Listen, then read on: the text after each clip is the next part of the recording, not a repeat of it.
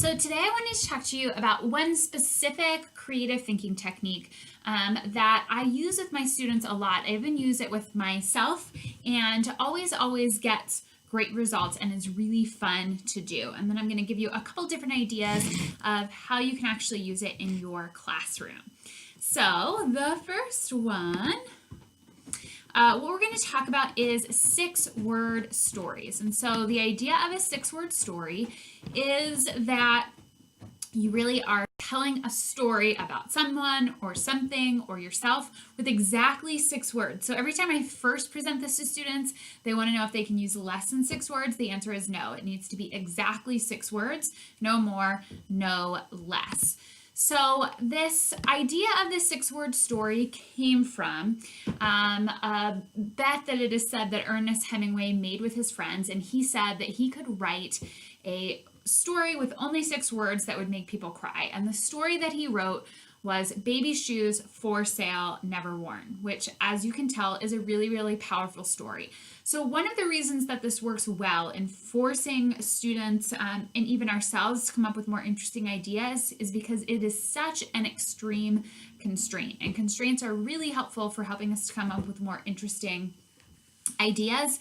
It also is something that can be less intimidating for students that are a little unsure about writing because you're really only asking them to write 6 words, which makes it easier. I will say normally the first or second story that you write isn't the most phenomenal one, so you always want to have them write a few of these on the same topic before moving forward.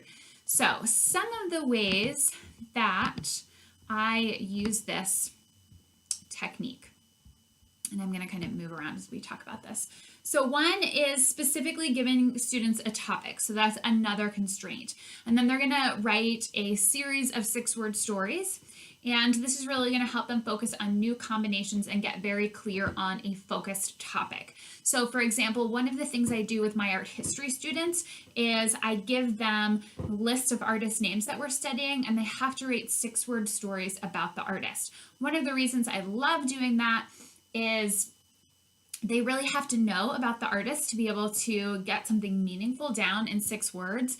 As a teacher, it's pretty quick to read through and grade because you're only looking at 6 words, and it works as a great review tool for students because they can just they now have this really fast thing that they can go back and look at. So you could do that for any topic that you're studying with your students, is have them write 6 words.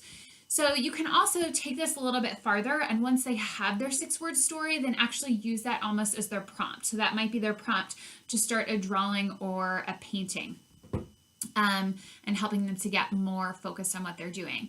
They can do it as a review topic for what you're learning in class.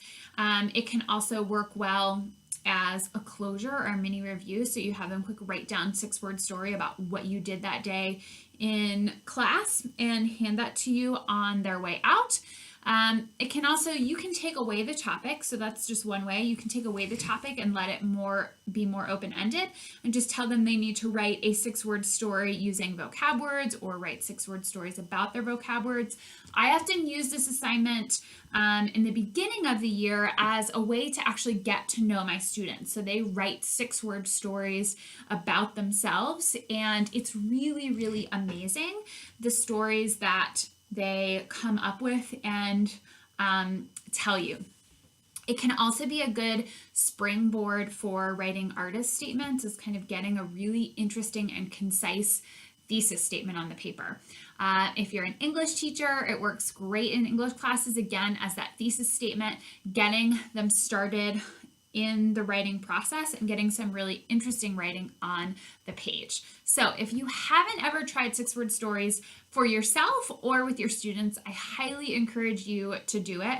And I really don't think that you're going to be disappointed in getting to read what your students wrote, or even for yourself, and kind of just getting some interesting thoughts and ideas down on paper.